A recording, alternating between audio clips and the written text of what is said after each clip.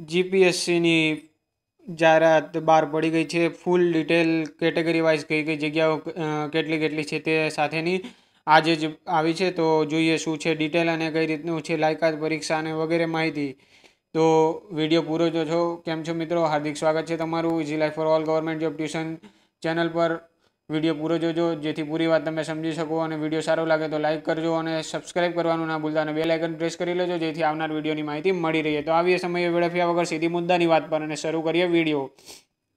તમે જોઈ શકો ગુજરાત જાહેર સેવા આયોગ દ્વારા જાહેરાત ક્રમાંક 40/2018-19 ક્લાસ 1 અને 2 294 ઉમેદવાર પસંદ કરવા માટે જીપીએસસી દ્વારા જાહેરાત પ્રસિદ્ધ કરવામાં આવી છે, જેનું ફોર્મ અહીંયા આપણે ફટાફટ જોઈ લઈશું મેન મુદ્દા પર, જેથી તમારે આખી એડવર્ટાઇઝમેન્ટ વાંચવી ન પડે અને મુખ્ય બાબત તમને ખબર પડી જાય.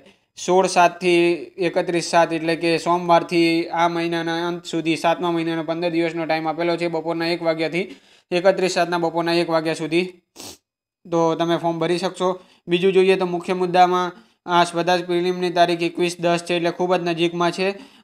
પરીક્ષાનું સંભવતઃ પરિણામ ડિસેમ્બર 2018માં આવશે, એટલે કે આ જ વર્ષમાં આવી જશે. પરીક્ષા લીધાના 2 જ મહિનામાં. મુખ્ય લેખિત પરીક્ષા 3 દિવસે ફેબ્રુઆરી 17, 23, 24, 2019માં રોજ થશે, અને મુખ્ય લેખિત પરીક્ષાનું જૂનમાં આવી જશે, અને જુલાઈમાં રૂબરૂ મુલાકાત યોજવામાં આવશે, જુલાઈ 2019માં. જોઈએ કક્ષાવાર કેટલી જગ્યાઓ છે અને મહિલાઓ માટે કેટલી અનામત છે, અને કુલ માજી સૈનિક અને શારીરિક અશક્ત જગ્યાઓ માટે. ક્લાસ 1 માટેની જોઈએ તો ગુજરાત વહીવટી સેવા જુનિયર સ્કેલ નાયબ કલેક્ટર અને નાયબ જિલ્લા વિકાસ અધિકારી માટેની કુલ જગ્યાઓની વાત કરીએ તો 50 છે, જેમાંથી 25 બિન અનામત છે. બાકી એસટી, SC/BC, ST અને SC માટે છે, અને તેમાં બી મહિલાઓ માટે ની જગ્યાઓ આ મુજબ છે. જોઈએ ડીવાયએસપીની 3 જગ્યાઓ છે, નાયબ પોલીસ અધિક્ષક અને 3 બિન અનામત સામાન્ય પુરુષ ઉમેદવારની જ છે, એટલે કે જનરલ જગ્યાઓ છે. સહાયક રાજ્ય વેરા કમિશનરની 15 જગ્યાઓ, વિકસતી જાતિ નિયામકની 1 જગ્યા, અને તેમાં પણ કેટેગરી વાઇઝ જગ્યાઓ. તો નેક્સ્ટ જોઈએ તો નાયબ નિયામક અનુસૂચિત જાતિ કલ્યાણ, મદદનીશ કમિશનર આદિજાતિ વિકાસ 5 જગ્યાઓ, કુલ 75 જગ્યાઓ. વર્ગ 1ની એમાં 39 જગ્યાઓ.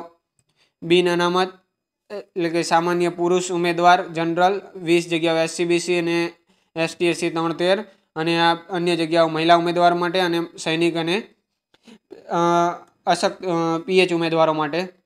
સચિવાલય સેક્શન અધિકારીની કુલ 10 જગ્યાઓમાંથી 7 જગ્યાઓ જનરલ પુરુષ ઉમેદવાર માટે છે, અને જે ગુજરાત જીપીએસસીની સેક્શન અધિકારીની જગ્યા એ જનરલ પુરુષ ઉમેદવાર, બાકી અન્ય રિઝર્વ જગ્યાઓ છે. મામલતદારની 34 જગ્યાઓ પૈકી 16 બિન અનામત, 7 SC/BC, TDOની 32 જગ્યાઓ, અને શ્રમ વિકાસ અધિકારીની આ રીતે જગ્યાઓનું વર્ગીકરણ છે. ટોટલ 219 જગ્યાઓ, અને તેમાં પણ 119 જનરલ પુરુષ, 50 SC/BC, 15 ST અને 35 SC જે છે તે પ્રમાણે, અને આ છે મહિલાઓ માટેની જગ્યાઓ. તો આ રીતે તમે જોઈ શકો છો. ઉપર જગ્યાઓ પૈકી નીચે જગ્યામાં શારીરિક અશક્તતા ધરાવતા ઉમેદવારો અરજી કરવા પાત્ર છે. જો આમાં ખૂબ જ જીપીએસસી દ્વારા વર્ગીકૃત આપેલું છે કે આ વ્યક્તિ જ આ અશક્તતા ધરાવતો વ્યક્તિ આ જગ્યા માટે જ એપ્લાય કરી શકશે, તેથી બીજી જગ્યા માટે એપ્લાય નહીં કરી શકશે. જો નાયબ પોલીસ અધિક્ષક વર્ગ 1ની ડીવાયએસપીની જગ્યામાં કોઈ પણ PH ઉમેદવાર અરજી કરી શકશે નહીં. તેમાં આપેલું કોઈ પણ માહિતી આપેલી નથી.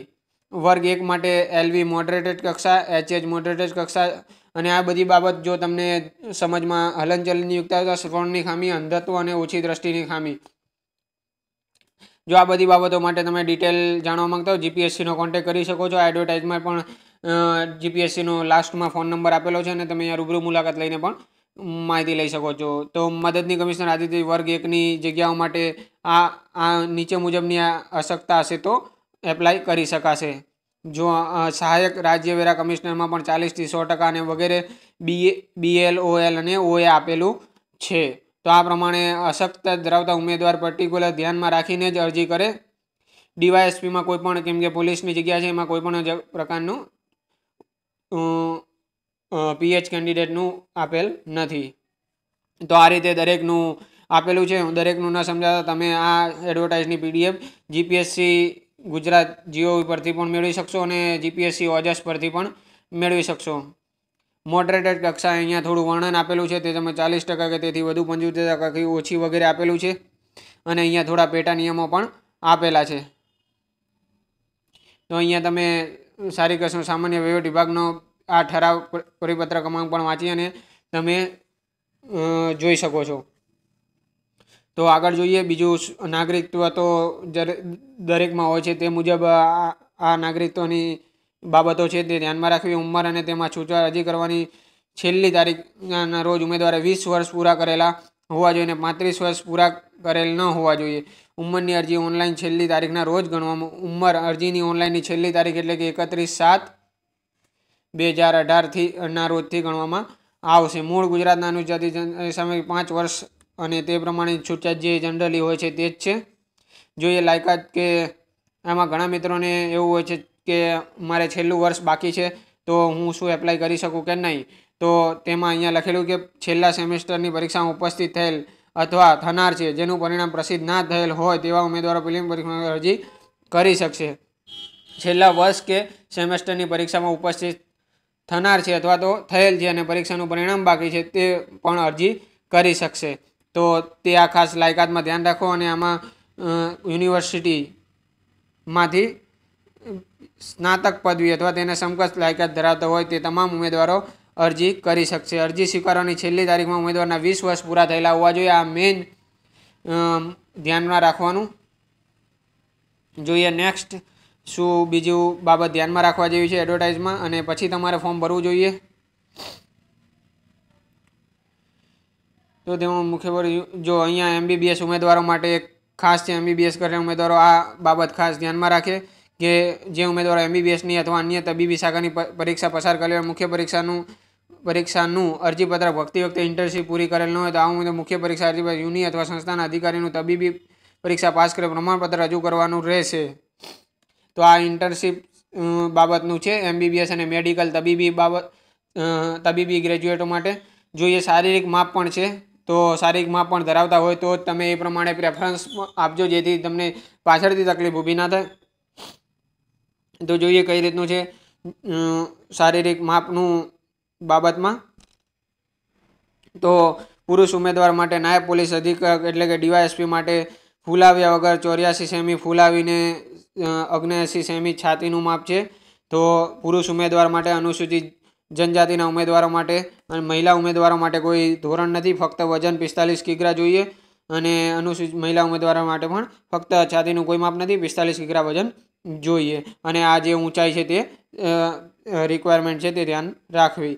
અધિક્ષક, નાયબ નશાબંધી અને આબકારી વર્ગ 2 આ બે પોલીસને લગતી જગ્યાઓ છે, તેથી આમાં છાતી અને એ બાબતનું માપનું ખાસ ધ્યાનમાં રાખવામાં આવ્યું છે. બાકી કોઈમાં આ શારીરિક બાબતોનું જરૂરી નથી. તો આ હતું શારીરિક બાબતો અંગેનું. શારીરિક માપ 2 જ જગ્યાઓ નાયક પોલીસ અધિક્ષક વર્ગ 1 અને અધિક્ષક નશાબંધી અને આબકારી વર્ગ 2 માટે જ જોઈશે. આ બીજા કોઈ માટે જરૂરી નથી.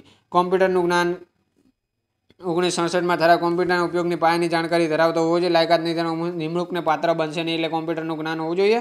હવે 7મા પગાર ધોરણ મુજબ છે એટલે તેમાં ગ્રેડ પે આવતું નથી. પે મેટ્રિક્સ લેવલ 10માં નિમણૂક મળશે. નિયમોના ભત્તાઓ મળવા પાછળ થશે અને વર્ગ 1 અને વર્ગ 2 છે એટલે આમાં કોઈ ફિક્સ પગાર નથી, સીધો ફૂલ પગારમાં તમને સામેલ કરવામાં આવશે. તો બઢતીની તકો મુજબ અહીંયા ઇજાફો, અજમાયશી સમય અને એ દરમિયાનની બાબતોનું સ્પષ્ટીકરણ કરેલું છે, તો આ વાંચી લેવું. જાતિ પ્રમાણપત્રમાં જાતિ તમે જે જાતિનો લાભ લેવાનો આવતા હોય અને તે જાતિનું પ્રમાણપત્ર મેળવી અને તે મુજબ અરજી કરવાની રહેશે.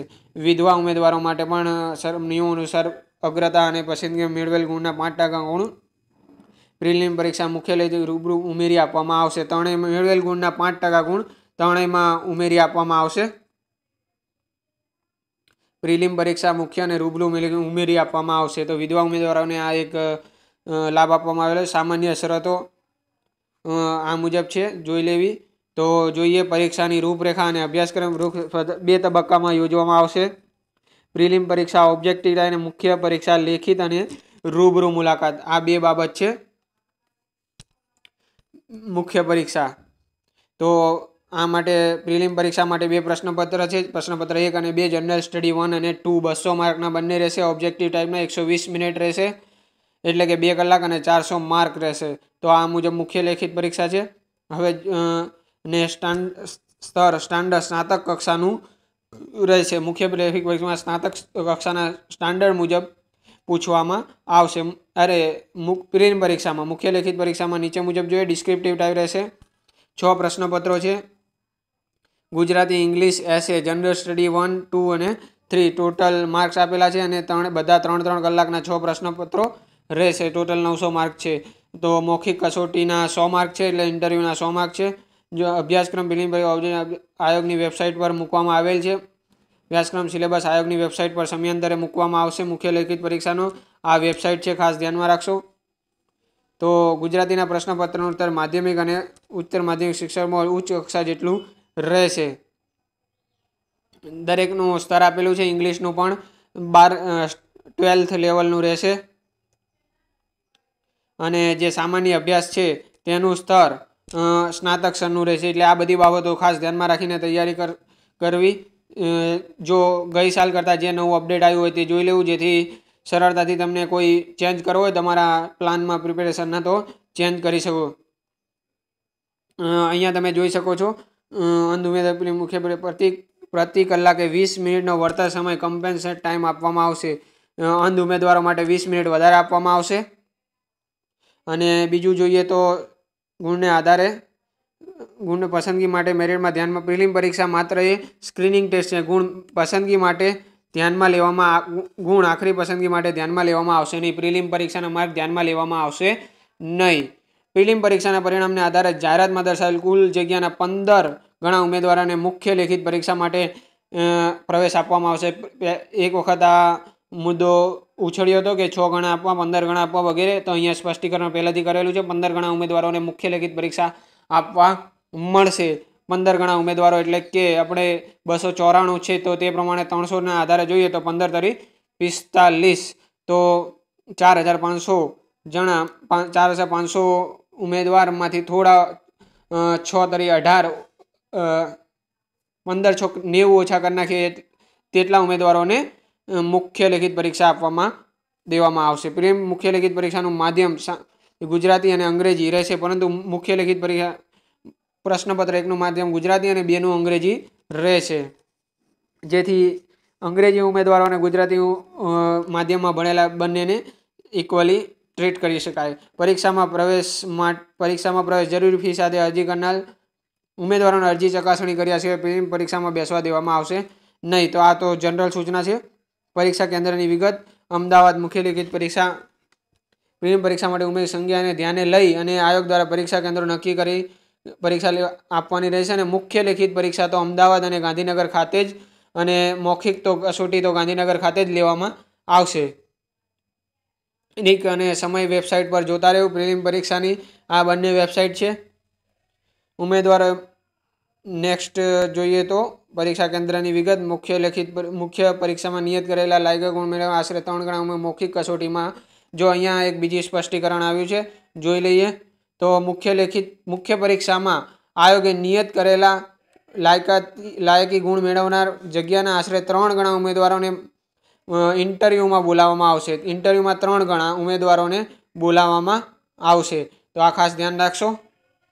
એટલે 294 ગુણ્યા 3 ગણા ઉમેદવારો. જગ્યા સેવાની પસંદગીનો ક્રમ. સમય ઉમેદવારે ફક્ત જાહેરાતમાં દર્શાવ્યા જગ્યા સેવા માટે દરેક જગ્યા માટે અહીંયા ક્લાસ 1માં કઈ જગ્યામાં તમારે પહેલાં જવું છે અને ક્લાસ 2માં કઈ જગ્યામાં પહેલાં જવું, તેમાં પસંદગીનો ક્રમ એટલે કે તમારી ચોઇસ ફિલિંગ કરવાની બાબતનું સ્પષ્ટીકરણ છે. આગળ જોઈએ તો પરિણામ બાબત છે અને ગુણપત્રક છે, અને આખરી પરિણામ આયોગના નોટિસ બોર્ડ વેબસાઇટ પર મૂકવામાં આવશે. ગેજેટમાં પ્રસિદ્ધ કરી મોકલવામાં આવશે. બેઠક ક્રમાંક, કુલ વિગત, અસફળ બેઠક ક્રમાંકથી મેળવેલ ગુણ આયોગના નોટિસ બોર્ડ પર મૂકવામાં આવશે. ગુણપત્રક મેળવવા ઈચ્છતા હોય તેમાં મૌખિક કસોટીને અંતે પરિણામ જાહેર થયા બાદ સચિવશ્રી ગુજરાત જાહેર 50નો ક્રોસ પોસ્ટલ ઓર્ડરથી તે ગુણપત્રક મેળવી શકશે. પુનઃ ચકાસણી માટેનું અહીંયા બાબતો આપેલી છે. ગુણની પુનઃ ચકાસણી, નિમણૂક બાબતનું પણ અહીંયા આપેલું છે. અજમાયશી સમય, 2 વર્ષની મુદત સુધી અજમાયશી પ્રોબેશન પર રાખવામાં આવશે. 2 વર્ષની મુદત.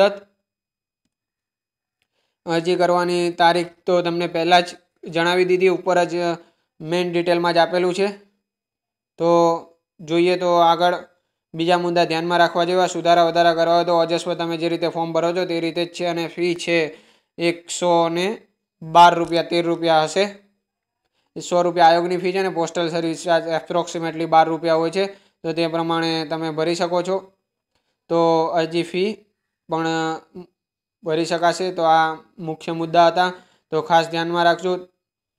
કોઈ પણ પ્રકારનો ચેતવણીઓ છે, આ ચેતવણીઓ વાંચી લેવી. અગત્યની સૂચનાઓ છે. પરીક્ષા ખંડ બાબત જોગવાઈઓ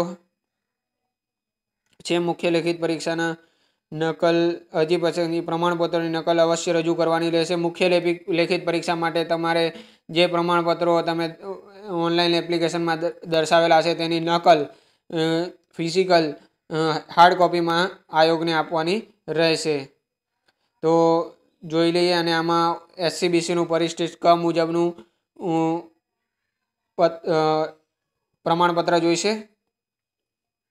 તો આ બધી બાબતો ખાસ ધ્યાનમાં રાખવી. અને જો વધુ માહિતી જોઈતી હોય તો આ નંબર પર તમે કચેરી સમય દરમિયાન સંપર્ક કરી શકો છો.